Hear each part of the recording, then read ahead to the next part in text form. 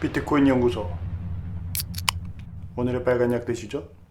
오늘은 사토시 나카모토가 2011년에 마크 헌이라고 하는 비트코인 개발자와 주고받았던 메일을 소개시켜 드리겠습니다. 마크 헌은 초기에 비트코인 코어 클라이언트를 개발하던 개발자였고요. 2015년, 16년 무렵에 블록스트림이 비트코인 코어 프로젝트를 하이제킹하면서 이른바 축출당한 그런 인물입니다. 자, 여기 번역본과 번역이 좀 잘 안 된 부분은 원문을 참조해서 설명을 드리도록 할게요. 자, 보낸 사람 마크 헌, 날짜 2011년 4월 18일. 받는 사람 나카모토 사토시 나카모토. 자, 안녕하세요 사토시. 이메일이 당신에게 잘 전달되기를 바랍니다. 최근 저는 비트코인이 인터넷 남용을 처리하는 데 어떻게 도움이 될 수 있는지 생각해 보고 왔는데 여러분의 의견에 감사드립니다. 저희 본업은 구글 어뷰징 팀에 있습니다. 저는 구글 어뷰징 팀에 있습니다. 구글 어뷰징이라고 하는 거는 인터넷 서비스의 어떤 취약점이나 이런 걸 활용해서 하거나 정책의 허점을 활용해서 그 서비스를 좀 말 그대로 남용을 하는 거죠. 남용을 해서 서비스를 정상적으로 이용을 못하게 하거나 아니면 이제 비정상적으로 그 이용자가 어떤 이득을 얻을 수 있게끔 이제 편취를 한다던가 이런 것들 얘기하는 겁니다. 뭐 스팸 같은 게 대표적인 예죠. 그래서 자, 우리는 네트워크에서 아웃바운드 스팸을 통제하기 위해 전화 확인을 광범위하게 사용합니다. 뭐 페이스북과 크레이글리스트도 마찬가지입니다. 다른 서비스들도 마찬가지입니다. 전화번호는 대부분 사람들이 최소한 한두 개는 액세스할 수 있지만 그 이상은 거의 액세스할 수 없기 때문에 전화 확인 방법으로 이제 남용을 잘 줄일 수 있다라고 하는 거죠. 그러나 여기에는 상당한 단점이 있습니다. 가격이 비싸고 불안정하며 일부 사람들은 개인정보 보호에 대한 영향을 좋아하지 않으며 일부 스팸은 심카드를 많이 구해서 할 정도로 이제 수익성이 높다는 거죠. 그러니까 이제 심카드 들어가는 비용을 넘어설 만큼 좀 이렇게 오남용하는 게 이익이 있으니까 그런 거를 오남용하는 나쁜 사람들이 있다라는 거죠. 자, 그래서 이 마크헌이 생각한 거는 비트코인을 그 구글 계정에 대한 담보로 설정할 수 있으면 좋을 것 같다. 그래서 이 부과된 이제 담보 금액은 시스템이 익명 및 비공개 방식으로 기하의 행동에 대한 제한을 결정하는 데 도움이 되지 않겠느냐. 자, 그런데 어떻게 구현을 할 것이냐? 첫 번째 방법은 이제 코인을 영원히 태워버리는 거. 근데 이거는 이제 말 그대로 코인이 사라지게 되니까 좋지 않은 방법 같다. 그래서 더 좋은 방법은 일정 시간 동안 코인을 묶어서 구글에 묶어놓고 사용할 수 없도록 이제 잠글 수 있다면 이상적일 것 같다. 이게 핵심이죠. 자, 그래서 소유자가 원할 경우에 그 다음에 이 일정 시간이 만료가 되면 또 연장할 수도 있고 계속. 그래서 예를 들어서 구글 계정을 이제 확인하려면 한 10코인 정도를 예치를 해놓고 6개월 동안 사용할 수 없도록 설정한 다음에 6개월이 지나고 나면 또 뭐 한 달이나 6개월 원하는 기간만큼 뒤로 미루겠다. 자, 이런 내용인 거죠. 자, 근데 이런 걸 하려고 봤더니 이 스크립트 언어, 비트코인의 스크립트 언어에는 시간 개념이 없다라고 하는 문제가 있어요. 자, 그래서 시간 개념이 없어서 이를테면 of block number, 자, 조직 재구성이 아니라 이건 이제 reorg라고 해서 체인에 있는 트랜잭션 순서를 바꾸는 걸 얘기하는 거거든요. 이제 원문을 좀 볼게요. 자, of block number was ruled out because reorgs could potentially invalidate entire chain of a transaction. 예, 그러니까 이제 말 그대로 순서 재구성, 순서를 조직이 아니라 reorg는 이제 트랜잭션 순서를 다시 뒤바꿔서 으로 인해서 전체 블록체인 트랜잭션이 무효화될 수 있으므로 이제 옵 블록 넘버는 이제 제로화가 되었고요. 하지만 옵 데이, 자, 이제 옵 블록 넘버는 여기서 유추해 볼 수 있는 건 뭐냐면요, 이 스크립트에서 지금 내가 동작하는 이 스크립트에서 이게 몇 번째 블럭인지를 확인하는 거죠. 자, 그렇게 되면 지금 마크 헌이 원하는 걸 쉽게 구현할 수가 있어요. 자, 그래서 지금 실행되는 이 트랜잭션을 채굴하고자 하는 블럭이 이제 스크립트에 있는 특정한 일자보다 예, 나중이면 그 현재 블럭보다 나중이면 이제 스펜드 할 수 있습니다. 이제 이런 식으로 하는 거니까 이 블럭 넘버가 있으면 그게 쉽게 구현할 수가 있죠. 그런데 문제는 뭐냐면 이 블럭 넘버를 이런 식으로 이제 이 트랜잭션을 검증할 때 제공해 주게 되면 자칫 리올그가 발생해서 언제든지 이 트랜잭션, 이 블록체인이 전체가 다시 재편이 돼야 될 수 있기 때문에 굉장히 위험하고 그래서 이제 이거는 받아들여지지가 않았죠. 이런 제한들이 있었는데 다시 그래서 이제 그럼 옵데이 같은 거는 어떨까 이제 마크헌이 생각을 하는 겁니다. 옵데이는 말 그대로 오늘 날짜를 가져와 주는 스크립트인 거죠. 근데 이제 이런 것도 역시 이제 뭐 이런 여러 가지 이제 아이디어를 냈는데 그래서 뭐 이제 여전히 이것도 탐탁치 않은 거예요. 네, 그 마크헌의 입장에서는 그래서 이 어떤 좋은 방법이 없을까요? 라고 물어보는 겁니다. 사토시한테. 그래서 사토시가 답장을 해줘요. 자, 보낸 사람 사토시 나카모토 그리고 받는 사람 마이크 헌. 자, 스크립트 언어가 상태 비저장이 아니고 노드 간에 변경되거나 달라지는 외부 정보에 액세스할 수 있는 경우 공격자는 이를 사용하여 체인을 포크할 수 있습니다. 좀 이제 어려운 내용이긴 한데 그러니까 스크립트가 그러니까 스테이트리스해야 되는 거예요. 자, 이 스크립트가 그 스크립트 자체로 그러니까 스크립트가 어떤 환경이라든가 맥락상 맞다 틀리다 이렇게 결정이 되면 안 된다는 게 핵심이에요. 단 한 가지 유일한 맥락이 있죠.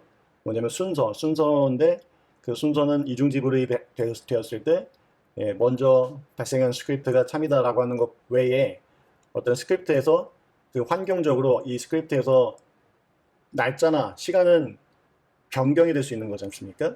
그죠? 그래서 트랜잭션이 생성된 이후에 외부의 어떤 조건의 변경에 의해서 이 트랜잭션이 참이거나 거짓이 되거나 이렇게 되면 안 되거든요. 자, 그 얘기를 하는 거고요. 뭐 좀 어려운 내용이긴 한데 자, 그래서 유일한 예외는 시간과 관련해서 할 수 있는 거는 특정 시간 이전에는 항상 false이고 그 다음에 특정 시간이 지나고 나면 영구적으로 true인 경우입니다. 라는 거예요. 이거를 잠깐 설명드릴게요. 다시. 트랜잭션이라고 하는 게 일종의 하나의 돈 같은 거죠. 그러면 트랜잭션의 라이프 타임이 이렇게 있습니다. 이게 시간이에요. 제가 생성을 했어요. 이 시점에. 이게 이제 투데이예요. 이 시점에 트랜잭션을 생성했는데 그러면 이 트랜잭션이 참이냐 아니냐 어떤 트랜잭션이 하나 이렇게 있어요. 1 더하기 1은 2다. 이런 트랜잭션이 있으면 이거는 이제 true지 않습니까? 참이죠. 이 트랜잭션이라고 하는 거는 이렇게 태어나서 참이면 참이고 그래서 참이면 블록에 포함이 될 것이고 만약에 트랜잭션이 내용이 틀렸어요. 1 더하기 1은 3 이렇게 나왔어요. 그럼 이거는 거짓이죠. false죠. false면 이 트랜잭션 자체가 틀렸으니까 이거는 reject이 되는 거예요. 그래서 이 트랜잭션이라고 하는 거는 하나의 수식과 비슷한 건데 이 수식이 참이거나 거짓이거나를 결정하는 게 이 트랜잭션 내부의 수식으로만 결정이 돼야 되는 거예요.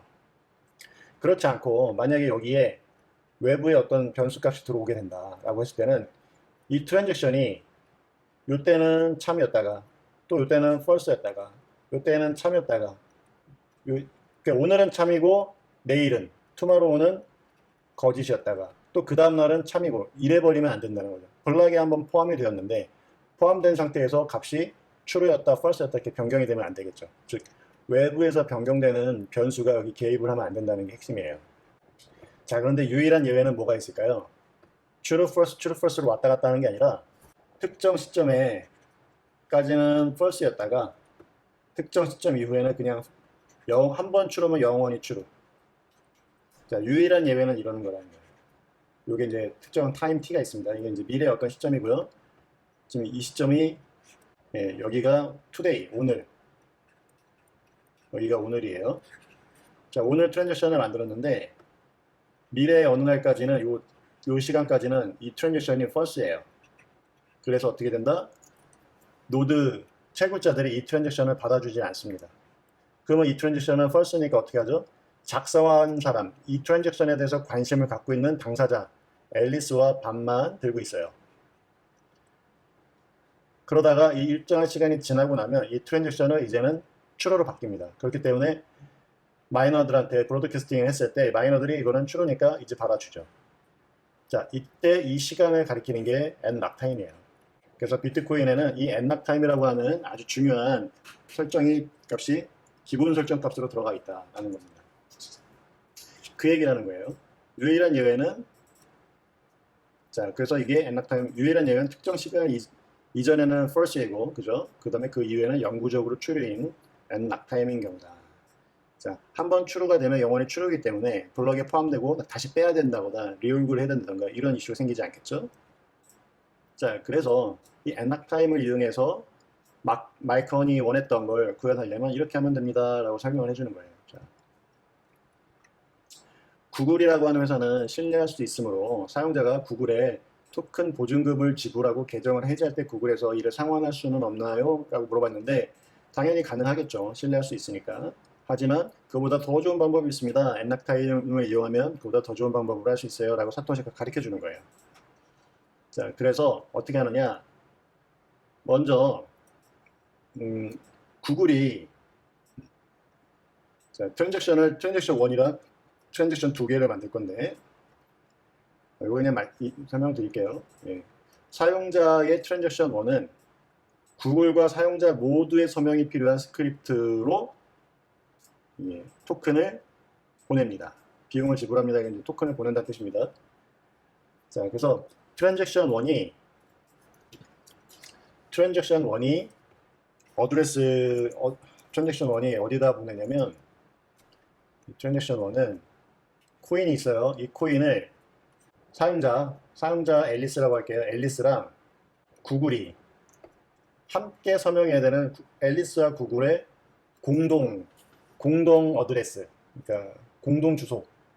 열쇠가 2개 있는 거죠. 열쇠 구멍이. 예. 그쪽에 보내요. 이게 이제 트랜잭션 1입니다. 그리고 트랜잭션 2는 뭐냐면요. 이걸 다시 앨리스가 받아오는 거예요. 이제 코인이 이쪽으로 갔죠. 이제 어드레스가 앨리스와 구글의 어드레스로 갔고요. 여기 간 코인이 다시 이제 어디로 온다? 앨리스의 지갑으로 다시 되찾아오는 거죠. 뭐 이를테면 3개월 뒤. 그래서 요게 보내고 받는 거를 이제 3개월 뒤 이렇게 해놓는 거예요. 이때 요게 트랜잭션 2고요. 요게 트랜잭션 1인데 트랜잭션 2에다가 n락타임을 설정을 하는 거예요. n락타임은 3개월 뒤 이렇게. 자, 그러면 앨리스가 이거를 다시 받아오는 트랜잭션이 실행이 안 되는 거죠. 자, 이거를 다시 하려면 어떻게 해야 됩니까? 구글이 먼저 서명을 해야 돼요. 그 다음에 앨리스가 자기 걸로 서명을 하면서 트랜잭션 2를 만들죠. 그때 n락타임을 3개월로 하면 된다. 그럼 어떻게 되겠죠? 이 트랜잭션은 3개월 뒤에만 실행이 되겠죠. 그리고 이 코인은 구글은 이미 서명을 했으니까 3개월 동안 이거는 스펜드 할 수가 없죠. 자, 이렇게 해서 이제 일종의 에스크로 같은 효과를 만들어낼 수 있다라고 설명을 한 겁니다. 이건 좀 뭐 기술적인 내용이니까 이 사용자는 트랜잭션 1의 해시를 구글은 트랜잭션 1을 생성하는데 사용할 공개 키를 사용자에게 제공합니다. 그러니까 그 구글과 앨리스가 함께 사용할 그 어드레스를 얘기하는 겁니다.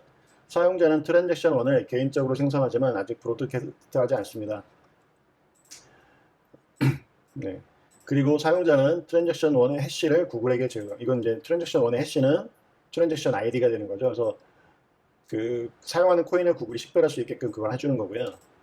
4번 구글은 n락타임이 설정된 트랜잭션 2의 일부에 구글이 서명을 하는 거죠. 그러니까 n락타임을 설정해서 구글이 서명을 합니다.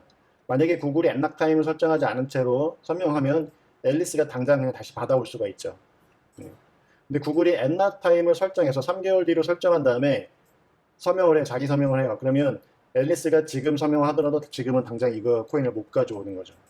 자, 이 상태에서 사용자가 트랜잭션 1을 브로드캐스팅하고 사용자는 트랜잭션 2의 절반 나머지 설명에 서명한 다음에 이를 브로드캐스트 하는데 이제 이때가 브로드캐스트 하는 게 언제냐면 그 시간이 지난 다음에 그때까지는 사용자가 이 트랜잭션 2를 그냥 들고 있어야 되는 거죠. 근데 뭐 트랜잭션 2의 사본은 뭐 아무 때나 저장하고 있으면 되니까 뭐 큰 이슈는 없는 거죠.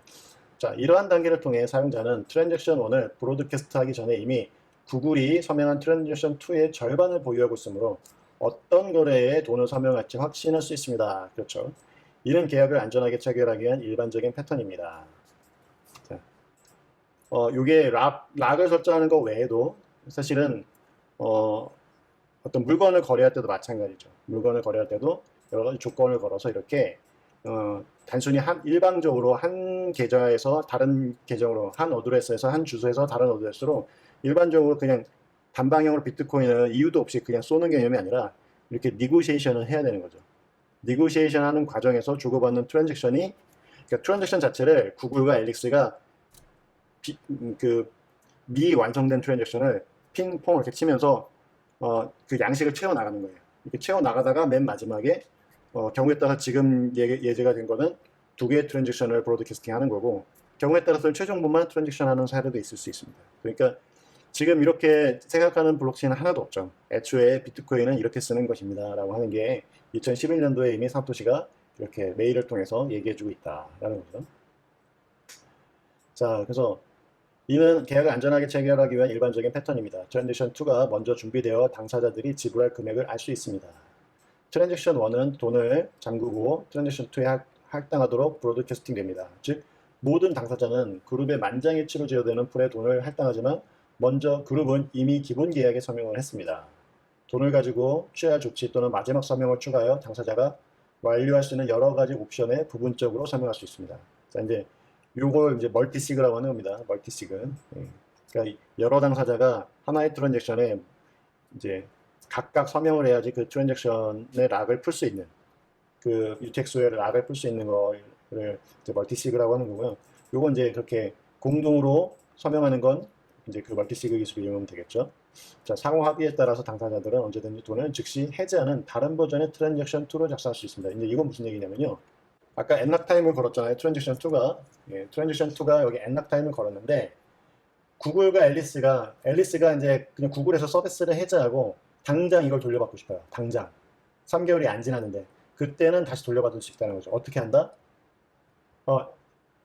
구글이 절반만 서명하고 가지고 있었던 이 트랜잭션 2는 그냥 폐기하고 이 코인에 대해서 지금 이제 앨리스랑 구글 어드레스로 잠겨 있잖아요. 그냥 구글의 엔락 타임이 설정되지 않은 새로운 트랜잭션을 만들어서 그냥 구글이 서명을 해요. 그 다음에 앨리스한테 주면 앨리스가 그냥 서명을 해요. 그러면 이때는 즉시 쓸 수가 있는 거예요. 즉 쌍방이 모두 합의하면 즉시 쓸 수가 있게 되는 거죠. 이 얘기를 하는 겁니다. 자, 이렇게 해서 2011년도에 사토시 나카모토와 마이크 허니 주고받았던 이 엔락 타임을 이용해서 자금을 묶어 놓는 일을 설명을 드렸고요. 자, 계속 말씀드리자면 이렇게 엔락 타임만 가지고도 얼마든지 자금을 안전하게 에스크로어라든가 묶을 수 있는데 온체인상에서 그것을 이해하지 못했던 비트코인 코어 개발자들 사토시가 떠난 이후에 비트코인 코어 개발자들이 어떤 일을 했다? 이 엔락 타임을 무력화시키는 엔락 타임을 망가뜨리는 체크 락 타임 베리파이라고 하는 이런 사족을 달아서 비트코인 프로토콜을 조금씩 망가뜨렸다. 그래서 그 망가진 프랑켄슈타인의 오늘날 모습이 BTC다. 비트코인이다. 라는 거를 아셔야 될 것 같습니다. 자, 오늘 제가 전달드린 내용은 여기까지입니다. 많은 도움이 되셨길 바랍니다. 자, 바이바이.